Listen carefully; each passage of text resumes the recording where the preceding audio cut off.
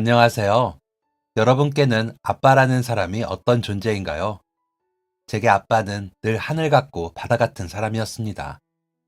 모두의 아빠들이 다 그러한지는 모르겠는데 저희 아빠는 못하시는 것이 없었어요. 처참히 부서진 저의 장난감도, 깜빡이다 완전히 나가버린 텔레비전도 아빠의 손이 닿으면 뭐든 되살아났고, 넘어질까 무서워 발을 떼지 못하던 자전거도 얇은 줄 하나 넘기는 게 산 하나 오르는 것보다 무서워 쉽지 않았던 줄넘기도 아빠와 함께라면 안 되는 게 없었습니다. 그러니 아빠는 저에게 뭐든지 다 해내는 만능 해결사였고, 제가 힘들어하는 것들을 귀신같이 알아채는 선생님이자 친한 친구였답니다. 저희 엄마는 그런 아빠를 사랑하셨습니다. 물론 아빠도 엄마를 사랑하셨어요. 엄마는 제게 사랑이란 편안한 믿음이라고 하셨고, 아빠는 제게 사랑이란 존경과 믿음이라 하셨습니다. 누군가를 믿는다는 게 어떤 것인지 그때 저는 잘 알지 못했어요. 그저 믿음이라는 것이 제일 중요하다는 것만 배울 뿐이었습니다. 서로를 믿으면 엄마와 아빠처럼 아주 사랑하고 아끼는 사이가 되는구나. 그렇게 생각했어요. 엄마는 아빠를 믿었고, 아빠는 엄마를 믿었고, 저는 그런 두 분을 믿으며 저희 가족은 사랑했습니다. 대충 어린 시절의 제게 믿음이란 곧 사랑을 의미하는 것이었어요. 그래서 어린 시절에 저는 친구들에게 종종 그렇게 묻고는 했답니다. 야, 너 나 믿어? 난 너 믿을까 말까 고민 중. 그럼 친구들은 대체 그런 걸 왜 물어보는 거냐며 깔깔거리고 웃었습니다. 그런 말에도 그냥 막 웃음부터 나오던 나이였으니 가능한 일이었어요.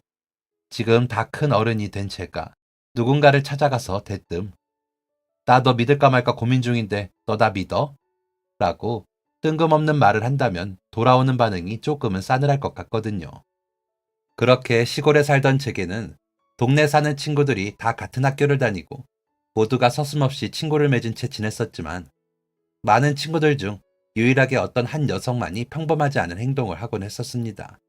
그 아이의 이름은 한경표였는데, 저랑 고만고만한 키에 말도 느끼하게 하고 아무튼 썩 정이 가는 스타일은 아니었답니다.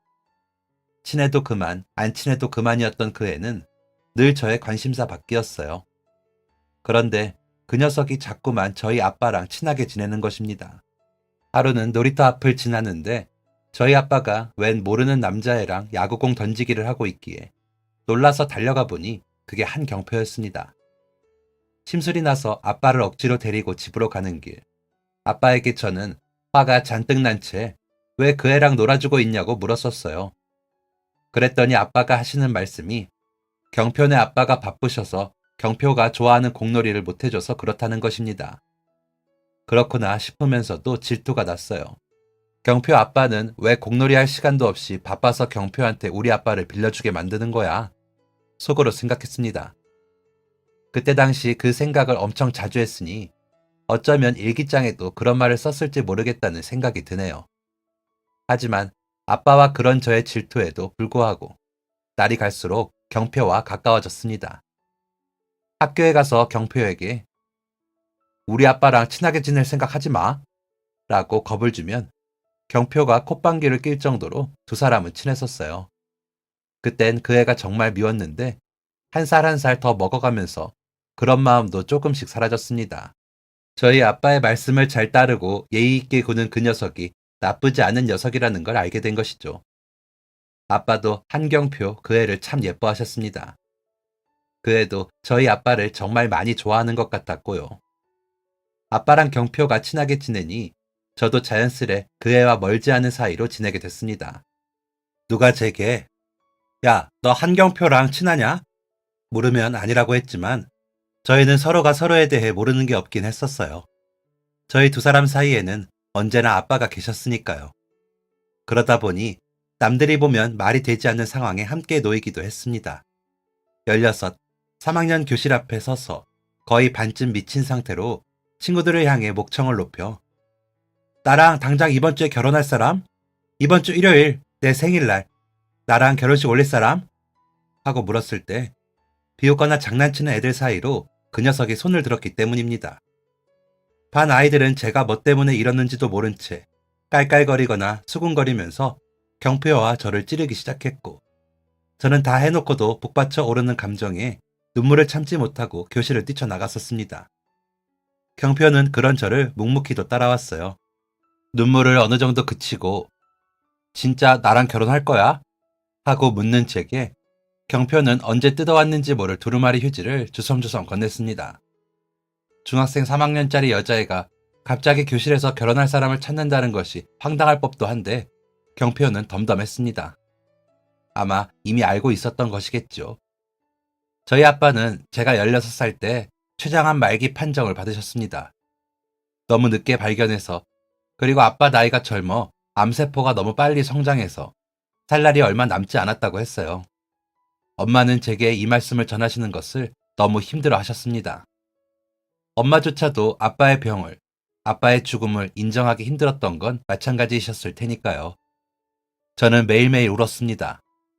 운다고 달라지는 건 없었다는 것쯤은 알았지만 우는 것 말고는 할 수 있는 게 없다는 걸 알아서. 그래서 더 많이 울었어요. 당장 아빠에게 살 날이 얼마 남지 않았다는데 저는 아빠에게 해줄 수 있는 것이 아무것도 없었습니다. 그래서 선생님께도 여쭤보고 엄마께도 여쭈었어요. 아빠를 위해서 제가 해드릴 수 있는 게 없느냐고 말이에요. 선생님의 아빠께 한번 직접 여쭤보는 게 어떻겠냐는 말씀에 저는 집으로 가자마자 곧장 아빠를 붙들고 여쭈었습니다. 아빠 소원이 뭐야? 갑자기 소원을 묻는 저의 말. 그 말에 엄마는 또 눈물이 나는지 입을 틀어막고 자리를 피하셨습니다. 아빠는 한참 그렁그렁한 눈으로 저를 보시다. 아빠는 우리 딸 건강하게 자라서 멋진 어른이 되는 게 소원이지. 좋은 사람 만나서 엄마 아빠처럼 결혼도 하고. 우리 딸, 아빠가 아파서 우리 딸 결혼하는 것도 못 보고 가서 미안해. 우리 한나 예쁘게 드레스 입고 걸어갈 때 아빠가 손 꼭 잡아줘야 하는데 못해서 아쉽고 미안해. 정말 너무너무. 아픈 아빠가 소원하시던 것은 하나뿐인 딸인 저의 결혼식에서 제 손을 잡아주는 것이었습니다. 그 뒤에도 아빠는 아빠의 소원이 제가 건강하게 잘 자라는 것이라고 말씀하셨지만 제게 미안하다고 하시던 아빠의 그 말이 너무나도 또렷하게 뇌리에 남아 잊혀지지 않았어요. 그래서 저 혼자 아빠가 돌아가시기 전에 결혼할 방법을 모색하다 찾아낸 방법이라는 게 같은 반 아이들에게 부탁하는 것이 된 겁니다. 16살이던 제가 진짜 결혼을 할 수는 없었으니 가짜 결혼식이라도 해서 아빠에게 그 기분을 느끼게 해드리고 싶었어요. 그런데 무작정 말도 안 되는 그 방법을 생각해낸 제게 용기를 심어준 건 경표였습니다. 가장 고민이었던 가짜 신랑이 든든하게 나타나 주었으니 용기가 샘솟았어요. 하루빨리 결혼식을 하고 싶었습니다. 저는 동네마다 돌아다니며 손으로 쓴 종이를 어른들에게 뿌렸어요. 종이를 받은 어른들은 저를 붙잡고 눈물을 흘리기도 하시고 기특하다 칭찬하기도 하셨습니다. 엄마도 처음엔 말도 안 되는 일이라 생각하셨는지 망설이셨지만 곧 최선을 다해 도와주셨어요. 다른 무엇도 누구도 아닌 바로 아빠를 위한 일이었으니까요. 경표와 제가 입을 옷은 엄마가 직접 밤을 꼬박 세워 진짜 결혼식에 입는 옷처럼 저희 몸에 맞는 드레스와 턱시도를 만들어주셨고 마당을 꾸밀 의자는 학교 선생님과 친구들이, 부케와 꽃길은 꽃집 이모가, 사회자는 아빠 친구가 맡아서 준비해 주셨습니다. 모든 것이 일사천리로 계획되었지만 준비하는 내내 모두의 마음이 기쁘진 않았습니다. 이보다 더 슬픈 결혼식이 있을까? 어른들은 종종 내 눈치를 보며 말씀하셨습니다. 그렇게 일주일이 흐르고 저희 생일날이 되었습니다. 저희 집 마당에서는 특별한 결혼식이 열렸지요. 당일엔 아빠와 저의 이야기를 듣고 모여든 아빠의 지인들과 동네 어른들까지 결혼식을 함께 준비해 주셨답니다. 평범한 주택의 마당에 아기자기한 꽃들과 하얀 천들로 순식간에 야외 예식장이 만들어졌어요. 엄마가 재봉틀로 손수 만들어준 하얀 원피스를 입고 저희 집 마당에 서니 낯설고도 슬픈 감정이 밀려들었습니다.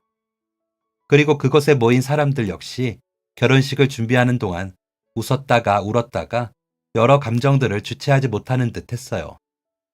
엄마는 제 옆에서 손을 꼭 잡고 계시다가 경표가 마당으로 들어오자 서둘러 아빠의 곁으로 가셨습니다. 아빠는 오랜만에 입는 정장이 어색한지 여러 번 넥타이를 고쳐매고 계셨어요. 젤을 발라 이마 위에 두껍게 내려앉은 아빠의 머리카락도 제 눈엔 그저 어색하기만 했습니다. 경표는 이내 저의 옆으로 와 좀 전까지 엄마가 해주셨던 것처럼 제 손을 꼭 잡아주었습니다. 경표의 엄마는 저희 두 사람의 모습을 카메라에 담으며 눈물을 훔치셨어요. 겉으로 보기엔 즐거운 잔칫날이지만 자세히 보면 이곳은 온통 눈물바다였습니다. 기분이 정말 이상했지만 곧 하늘나라에 갈 아빠를 위해서라면 이런 기분쯤은 아무것도 아니었습니다. 아빠에게 마지막 좋은 추억을 선물하기 위해 계획한 결혼식임을 알고 있지만 저는 그날 하루 종일 속으로 빌고 또 빌었어요. 그냥 아빠가 죽지 않고 영원히 저희 가족 곁에 있을 수 있게 해달라고요. 제가 나중에 나이가 들어 진짜 결혼식을 올리게 되었을 때 그때 우리에게 그런 추억이 있었지 하며 아빠와 함께 이날을 추억하고 대화할 수 있게 해달라고요. 그런 슬픈 기도와 상상에 코끝이 붉게 물들고 눈두덩이도 보기 싫게 부어버렸지만 아빠와 눈이 마주칠 때만큼은 웃음이 났습니다. 정말 아빠 얼굴을 보니 웃음이 나와서 그러기도 했고 또 아빠가 나를 보실 때엔 절대 눈물을 흘리면 안 될 것 같아서 꼭 참았기도 했습니다. 그렇게 마침내 결혼식이 시작되었습니다. 카세트에 재생시킨 CD에서 어설픈 결혼행진곡이 흘러나오고 저는 난생 처음 신부가 되어 아빠 옆에 섰습니다. 눈물이 터져 나올 것 같아 아빠를 쳐다보지 않으려 노력했어요. 이제 시작인데 벌써 울면 큰일이니까 말입니다. 그런데 아빠는 그런 저의 마음을 아시는지 모르시는지 떨리는 목소리로 제게 말씀하셨습니다. 우리 딸 너무 예쁘네. 그 말을 들으니 거짓말처럼 눈앞이 뽀얗게 번지고 말았습니다. 그런 말을 듣고도 아무렇지 않을 수 있는 강심장은 아니었나 봐요. 대답을 해버리면 대답과 동시에 그 자리에 주저앉아 대성통곡을 해버릴 것 같기에 저는 대답 대신 아빠의 팔을 붙잡은 손에 힘을 세게 주었습니다. 고마워 하는 아빠의 말이 신부 입장 하는 사회자 삼촌의 말에 가려져 희미하게 들렸어요. 그게 또 슬퍼서 듣지 못한 척 꽃길 위로 어색한 한 걸음을 내디뎠습니다. 그러고 보니 그제야 제가 붙잡은 아빠의 팔이 미세하게 떨려오는 것이 느껴졌어요. 어느덧 아빠와 저의 앞에는 저만큼이나 눈시울이 붉어진 경표가 우두커니 서 있었습니다. 아빠는 제 손을 놓고 경표를 끌어안으시며 무어라 귓속말을 하셨습니다. 경표는 그런 아빠를 향해 고개를 꾸벅 숙이고 제 옆에 섰어요. 저희가 줄의 단상 앞까지 힘겹게 걸어갔을 때 그 단상 앞에는 아빠가 서 계셨습니다. 이윽고 목이 맨 사회자 삼촌이 아빠가 몰래 준비한 이벤트가 있다며 하객들을 놀라게 했습니다. 물론 저도 놀랐었어요. 그 자리에서 아빠가 무언가를 하게 된다면 눈물을 참을 수 없을 것 같아 걱정이 되기도 했습니다. 하지만 그 자리에 서서 환한 미소를 지으며 저를 바라보시는 아빠의 얼굴은 마냥 좋기만 했습니다. 그렇게 웃는 얼굴로 이대로 쭉 평생 계속해서 볼 수 있으면 얼마나 좋았을까요? 아빠는 마이크에 대고 어색한 헛기침을 몇 번 하시다 하객들에게 먼저 말씀하셨습니다. 오늘 저희 가족에게 상당히 뜻깊은 이 자리를 빛내주신 귀빈 여러분들께 대단히 감사합니다. 저희가 이 집으로 이사를 하고 나서 맞이했던 손님들 중에 오늘이 가장 많은 숫자를 기록하겠네요. 바쁘실 텐데 시간 내어 와주셔서 정말 감사합니다. 오늘은 제 딸 한나가 자기 아빠인 저를 위해 준비해준 아주 귀한 날입니다. 그래서 오늘처럼 뜻깊은 날 주례를 대신하여 제가 한나를 위해 쓴 편지를 낭독하고자 합니다. 아빠가 준비하신 깜짝 이벤트는 저를 향한 편지 낭독이었습니다. 아직 편지를 읽지도 않았는데 그저 편지를 읽겠다고 예고만 했을 뿐인데 자꾸만 눈앞이 뽀얗게 변하는 바람에 고개를 푹 숙일 수밖에 없겠더라고요. 역시나 눈물이 가득 차오른 얼굴을 땅을 향해 숙여버리니 고여있던 눈물이 그대로 드레스 위에 후두둑 떨어졌습니다. 아빠는 그런 저의 얼굴을 보시고도 여전히 환하게 미소를 지으며 준비해온 편지를 낭독하셨습니다. 말이 편지였지. 아빠는 말씀을 하시는 내내 한 번도 밑에 놓여진 편지지를 들여다보지 않으셨어요. 그 시선의 끝엔 오직 저만이 닿아 있었습니다.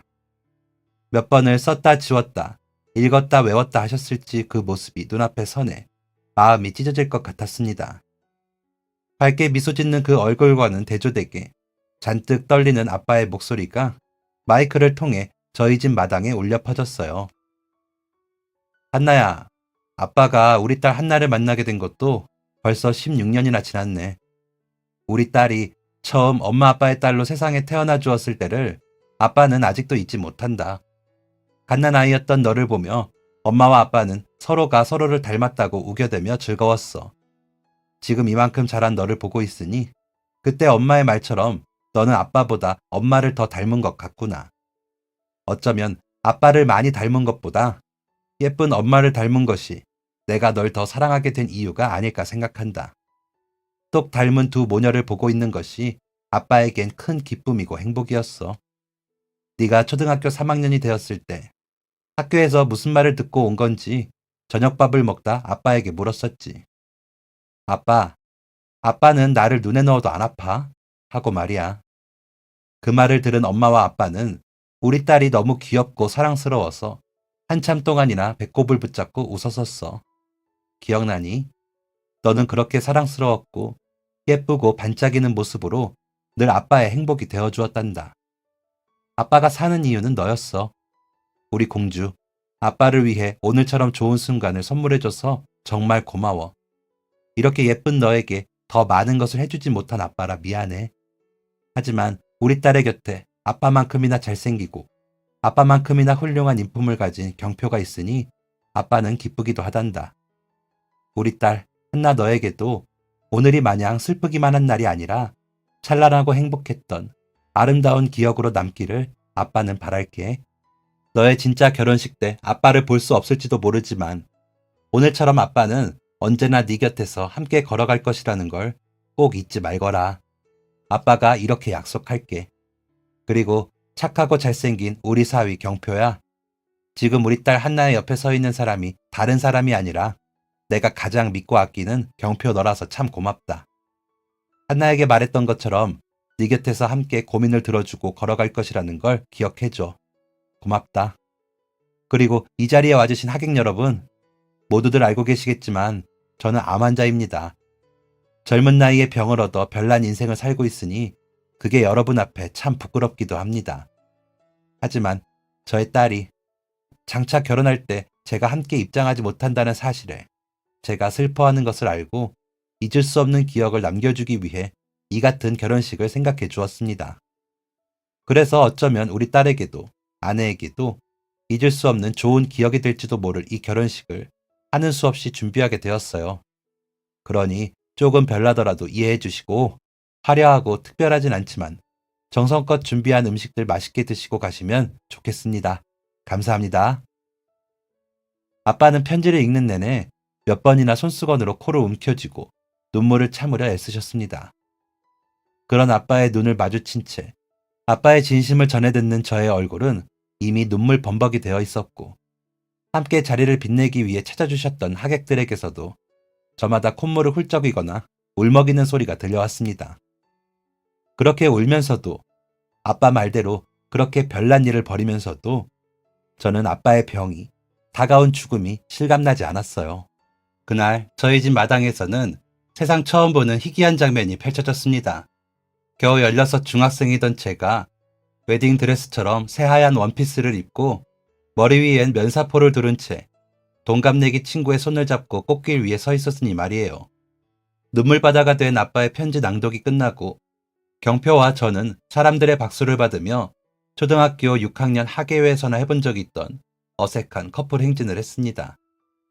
꽃집 이모가 만들어준 제 손 크기에 딱 맞는 부케를 들고 있던 저의 손바닥엔 계절과 맞지 않는 땀방울까지 송골송골 맺혀갔어요. 눈에서 눈물을 흘리는 것도 모자라서 손까지 울어버리는 것만 같았습니다. 사람들이 박수를 치고 저는 걸음마다 꽃잎이 스노워진 그 짧은 길을 걷는 내내 몇 번이나 등을 돌려 여전히 우두커니 줄의 단상 뒤에 서 있는 아빠를 바라보았습니다. 아빠는 제가 돌아볼 때마다 활짝 웃으며 손을 흔들어 보이셨어요. 그 모습은 아직도 선명해 정말 영원히 잊을 수 없을 것 같습니다. 하객들의 축복 속에 웃음이 끊이지 않아야 마땅한 결혼식장엔 그렇게 온통 눈물바다가 되어버렸습니다. 정말 이상하고도 별난 결혼식이었어요. 모두의 눈물이 모여 저희 집 마당이 강을 이룰 것만 같았습니다. 아빠를 위한 가짜 결혼식이 눈물과 함께 막을 내리고 두어 달 정도가 흐른 후 아빠의 남은 시간도 그 마지막 막을 내리게 되었습니다. 아빠의 인생에서 그 마지막 장은 어떠했을까요? 거의 다 감긴 눈을 하고서 힘없는 목소리로 사랑해 우리 딸 덕분에 아빠는 정말 행복해 하고 말하던 아빠의 속마음은 정말 행복하셨을까요? 사실은 죽기 싫다고 더 살고 싶다고 울고 불며 매달리고 싶지 않으셨을까요? 그때 제가 아빠라면 그럴 텐데 그러지 않는 아빠가 답답하고 안타까웠습니다. 아빠가 돌아가시고 제 꿈에는 더 살고 싶다고 엉엉 우는 아빠가 나왔었습니다. 엉엉 눈물을 흘리시던 아빠가 순식간에 표정을 싹 지우고 환하게 웃는 얼굴로 씩씩하게 잘 살아 하고 말씀하시는 꿈. 그렇듯 제가 너무 힘들어하는 바람에 저희 엄마는 마음 편히 힘들어하지도 못하셨습니다. 아빠 좀 다시 살려달라고 잠꼬대를 하고 밥을 먹을 때마다 아빠 자리에 버릇처럼 수저를 놓는 저를 보는 엄마의 마음은 어땠을지 지금 생각하면 너무나 죄송하기만 합니다. 저만큼이나 엄마도 죽을 것처럼 힘드셨을 텐데 말이에요. 엄마에게 위로가 되고 힘이 되어주기에 저는 너무 나약하고 이기적인 딸이었습니다. 그래도 엄마는 한결같이 저를 안아주셨습니다. 제가 힘들어하는 모든 과정과 투정을 묵묵히 다 받아주셨어요. 그러다 어느 날 현관문 밖에서 집 안으로 들어오지 못하고 옷소매로 입을 틀어막은 채 꺽꺽 울고 있는 엄마를 보고 나서야 투정을 멈추게 되었습니다. 더 이상 엄마한테 기대면 안 될 것 같다는 생각이 들었어요. 아빠를 대신해 이제는 제가 엄마를 지켜줘야 한다는 생각. 그래서 그 후부터는 집에선 제법 덤덤하고 의연하게 굴었습니다. 엄마는 그런 저의 모습에 낯설어 하시면서도 조금은 안도하는 듯 하셨습니다. 저와 똑같이 사랑하는 사람을 잃은 엄마에게 짐이 되고 싶지 않았어요. 왜냐하면 엄마 역시 제가 아빠만큼이나 세상에서 가장 사랑하는 사람이었기 때문입니다. 그 대신 슬픔에 잠긴 저를 위로하는 건 경표의 몫이 되었습니다. 그 애는 제가 억지로 웃을 때도 대놓고 괴로워할 때도 늘 저의 뒤에 서 있었어요. 꼭 하루 종일 저만 따라다니는 숙제라도 있는 애처럼 굴었습니다. 그런 경표가 이상하고 낯설기도 했지만 그런 경표가 있다는 사실이 저를 묘하게 안정되게 만들기도 했었어요. 그러다 보니 경표랑 저는 일거수일투족을 다 하는 사이가 되어버렸고 끊임없이 저를 위로하는 경표에게 저 역시도 기대는 날이 많아지게 되었습니다. 친구들은 그전보다 부쩍 붙어 다니는 경표와 저를 보며 너희 가짜 결혼식 올리더니 진짜 사귀기로 한 거냐? 고 묻기도 했습니다. 그런데 저도 진짜 웃긴 것이 예전 같았으면 무슨 소리를 하느냐고 그 소리를 한 애들을 잡아다 엄청 뭐라고 했을 것을 부정도 긍정도 하지 못한 채 그냥 듣고 넘기게 되더라는 것입니다. 저의 낯선 반응에 친구들의 반응은 두 가지였어요. 진짜 사귀나 보다 혹은 쟤 진짜 슬프긴 한가 보다. 전자가 틀리고 후자가 맞기도 했지만 진짜 이유는 따로 있었습니다. 사귀지는 않지만 전 진심으로 경표가 좋아지고 있었던 거예요. 그 녀석에게 기대고 위로받는 날이 많아지니 자연스럽게 좋아하는 마음이 생겼던 것 같습니다. 하지만 저는 그런 감정이 무서웠어요. 제 나이 겨우 17을 앞둔 시점이기도 했고 사랑하는 사람이 떠난다는 게 얼마나 슬픈 일인지를 깨달은 후라서 그런지 사랑하는 사람의 반열에 또 다른 누군가를 추가하는 것이 겁이 났었습니다. 세상에서 가장 사랑했던 아빠가 일찍 저의 곁을 떠난 것처럼 경표도 일찍 저를 떠나게 되지 않을까 두려웠습니다. 차라리 애초에 좋아하지 않는 것이 언젠가 다가올 이별 앞에 조금이라도 덜 슬플 수 있는 방법일 것이라 생각했어요. 그래서 경표가 저와 같은 마음인 걸 알면서도 조금씩 멀리하려 했습니다. 차갑게 굴기도 하고 연락을 피하기도 하면서요. 그런데도 경표는 변함없이 저의 곁에 있으려 했습니다. 피하고 도망치다가도 기대게 되는 이상한 행동들을 반복하며 그렇게 저희는 고등학생이 되었습니다. 제가 여고에 가고 경표가 남고에 가면서 그래도 저희는 변함없이 같은 동네에 살고 있으니 종종 만날 수 있을 것이라 생각했었어요. 그런 서운함과 기대심을 경표 앞에서 내색하지는 않았지만 학교가 달라도 언제든 볼 수 있는 사이라고 생각했던 것 같습니다. 그런데 입학을 앞두고 경표네가 이사를 간다는 것입니다. 얼마나 황당했냐면 경표 그 녀석이 어느 날 불쑥 저희 집에 찾아와서 엄마한테 그렇게 말을 하는 거예요.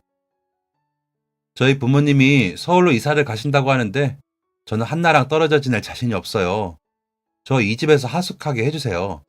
심부름도 열심히 하고 말도 잘 듣고 공부도 열심히 할게요. 그리고 한나도 열심히 지킬게요.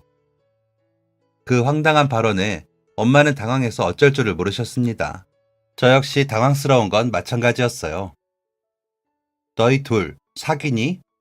하고 묻는 엄마의 얼굴엔 어쩐지 기쁜 기색이 역력했지만 저는 제 마음을 애써 숨기며 고개를 가로저었습니다. 이윽고 경표네 엄마와 통화를 마친 저희 엄마는 경표를 집으로 돌려보냈고 끝내 부모님을 설득하지 못한 경표는 그렇게 고향을 떠나게 되었습니다. 경표가 이사를 하루 앞둔 전날 떨어져 지내도 꼭 연락하고 지내자며 전화하겠다고 씩씩하게 말하던 경표의 두 눈에 고인 눈물을 보았습니다. 저 역시 마음 아프고 보내기 싫었지만 그랬다간 정말 로미오와 줄리엣이라도 된 듯 절절한 사랑을 하게 될까봐 일부러 차갑게 굴었어요. 걱정하는 말도 응원하는 말도 하지 않았습니다. 솔직히 그때도 아빠가 돌아가셨을 때처럼 이별이라는 것이 실감나지 않았어요. 어쩌면 그래서 차갑게 구는 게 가능했던 건지도 모릅니다. 다음에 만나면 그때 사실 나도 헤어지기 싫었다고. 너랑 한 동네에서 계속 보고 싶었다고 그렇게 말해야지. 그렇게 생각했으니까 말이에요. 경표는 줄곧 저희 집으로 전화를 걸어왔습니다. 그런데 몇 번 통화를 했지만 어쩐지 반갑지가 않더군요. 계속 속이 상하고 마음이 힘들었습니다. 집에서도 학교에 가서도 잘 웃을 수가 없었어요. 괜히 아빠 사진을 들여다보며 아빠를 원망하기도 했습니다. 아빠 때문에 괜한 놈 좋아하게 돼서 헤어지기 힘들다고요. 물론 엄마가 들으면 안 되니 속으로만 생각했지만 말입니다. 그런데 엄마는 그런 저를 보며 독심술이라도 한 건지 그때 그냥 내가 막무가내로 경표 부탁 들어줄 걸 그랬네. 우리 딸 영 기운이 없는 걸 보니 라고 말씀하시기도 했어요. 그리고 그런 과정들을 거치다가 고등학교에 입학한 지 3개월 만에 저희 집도 경기도로 이사를 하게 되었습니다. 엄마의 일자리 때문에 덜컥 하게 된 이사라 경표한테 이제 그 집에 살지 않게 되었다는 말도 미처 하지 못했어요. 아니, 사실은 할 수 있었음에도 하지 않았습니다. 그냥 그래야 할 것 같았거든요. 한 번은 얼굴을 더 볼 수 있을 거라 생각했던 경표와 저는 그렇게 영영 서로의 소식을 모르게 되었습니다.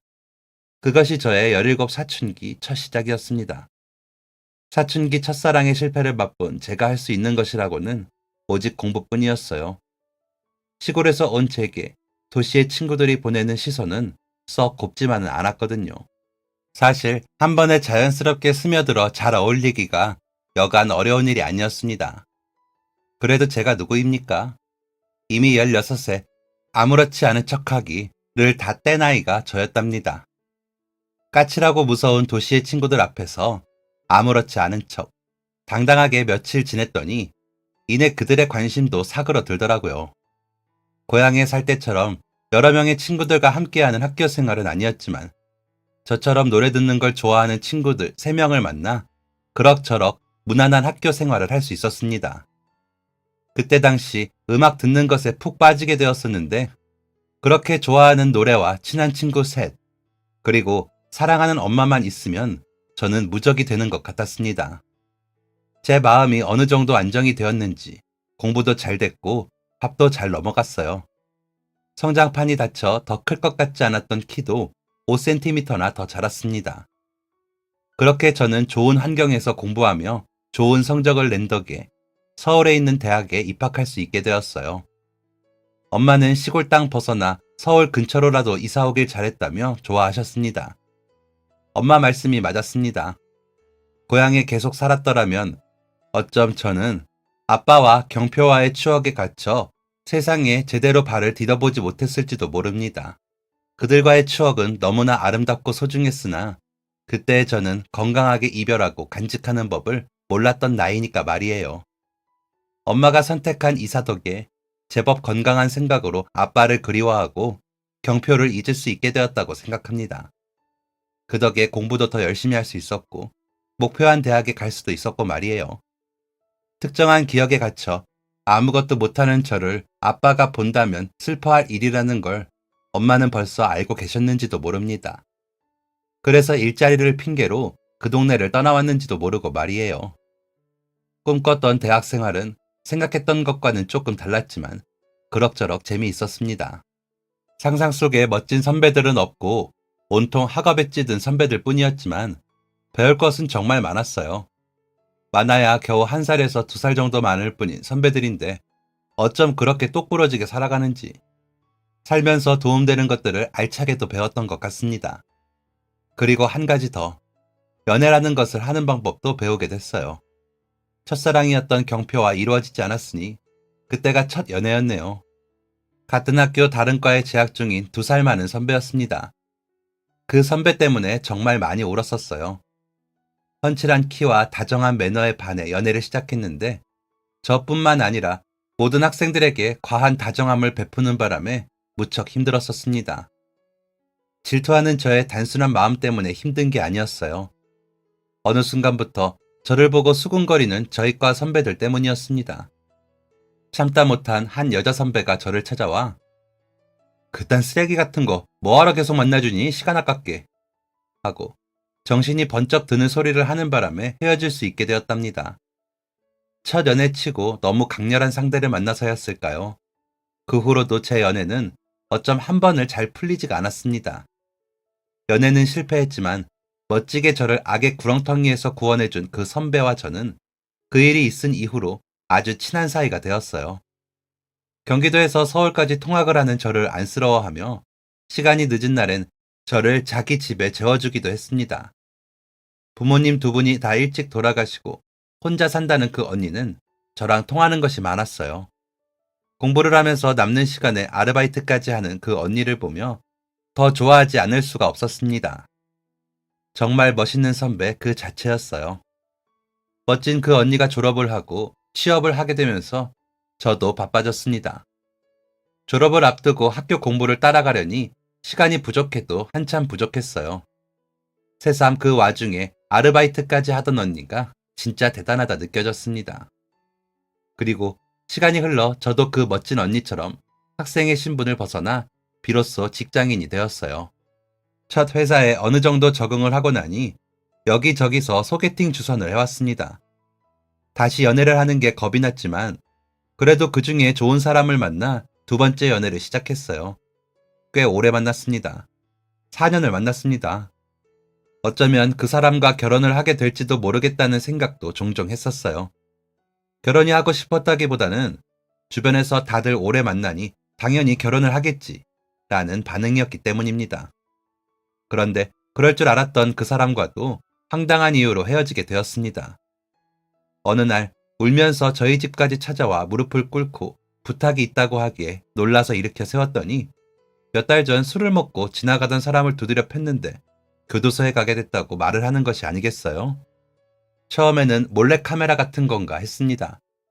저를 놀라게 하려고 장난을 치는 줄 알았습니다. 그런데 일으켜 세우면 다시 무릎을 꿇고 일으켜 세우면 다시 무릎을 꿇으며 금방 다녀올게. 나 기다려주면 안 돼? 하는 그 얼굴을 보고 그게 진짜인 걸 깨닫게 되었어요.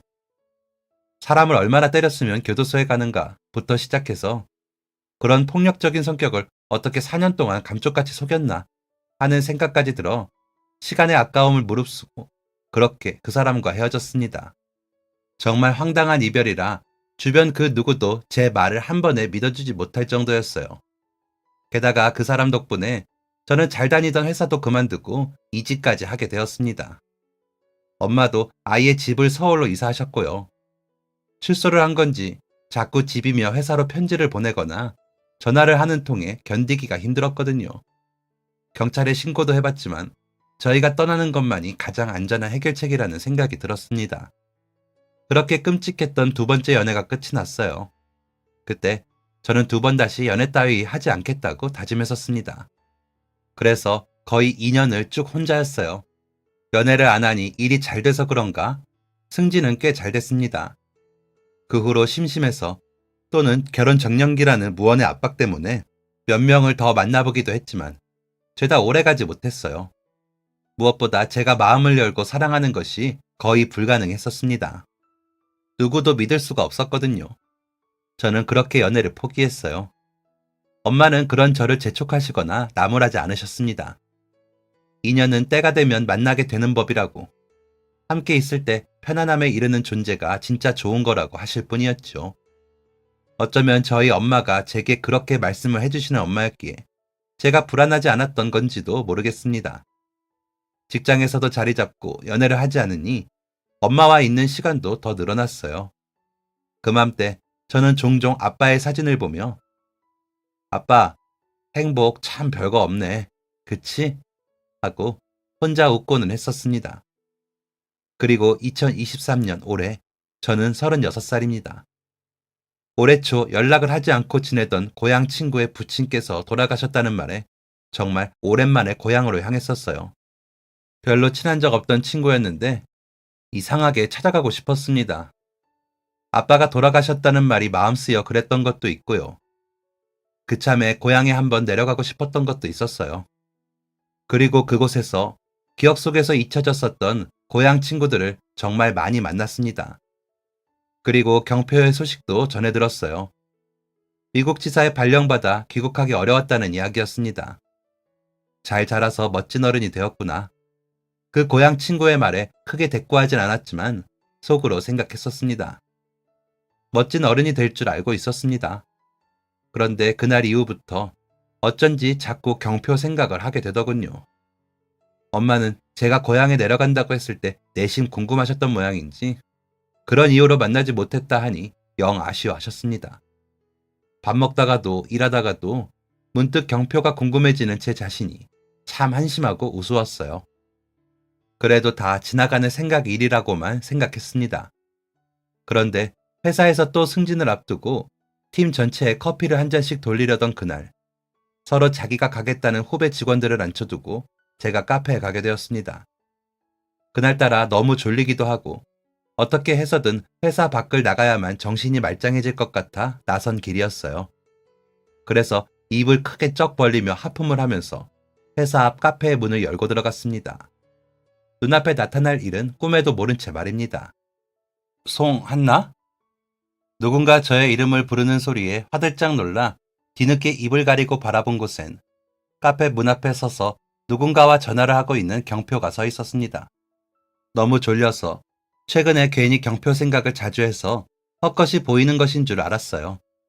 그런데 헛것이라면 감촉이 느껴지지 않아야 할 한각 속 경표가 뚜벅뚜벅 걸어와 저를 와락 끌어안는 것이 아니겠습니까? 너무 놀라 멀뚱멀뚱 전봇대처럼 서 있기만 했어요. 믿을 수 없는 재회였습니다.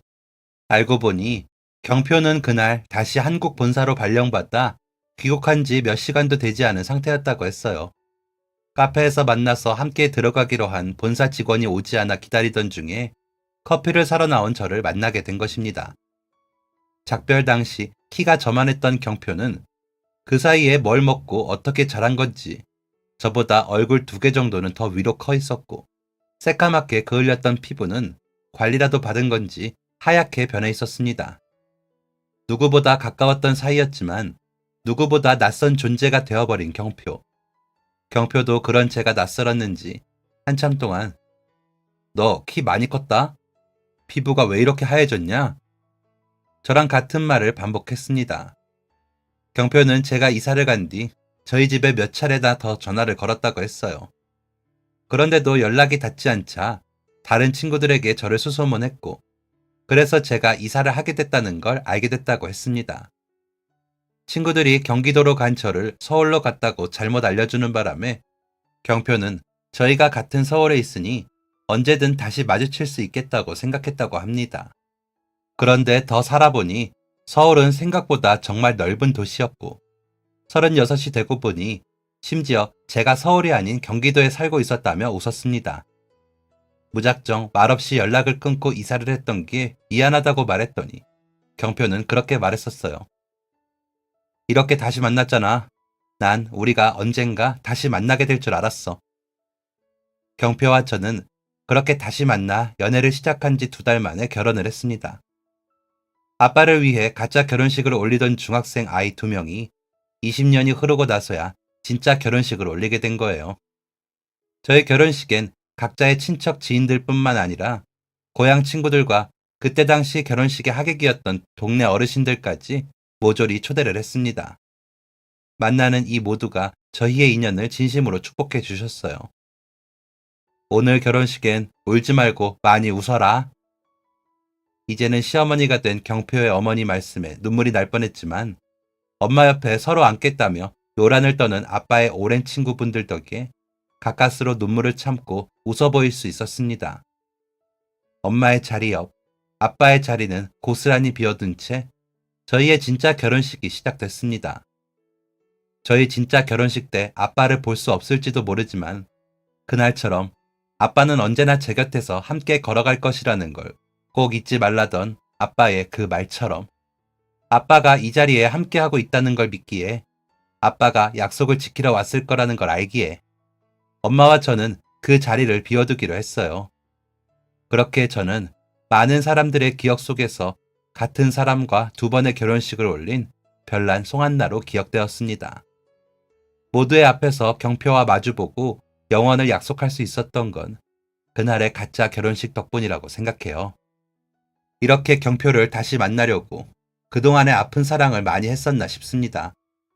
이렇게 경표를 다시 만나기 위해 그 먼 길을 돌아왔다고 생각하니 마음이 편안해집니다. 경표도 저를 만나서 편안할까요? 꼭 그랬으면 좋겠어요. 이렇게 편안한 사람과 사랑하며 살 수 있는 건 아빠의 소원 덕분이었습니다. 저는 오늘도 그때 말도 안 되는 가짜 결혼식에 무작정 손을 들고 신랑이 되어주겠다 자처했던 경표에게 우리의 모든 시작은 네 손끝에 있었다고 정말 고맙다고 말합니다.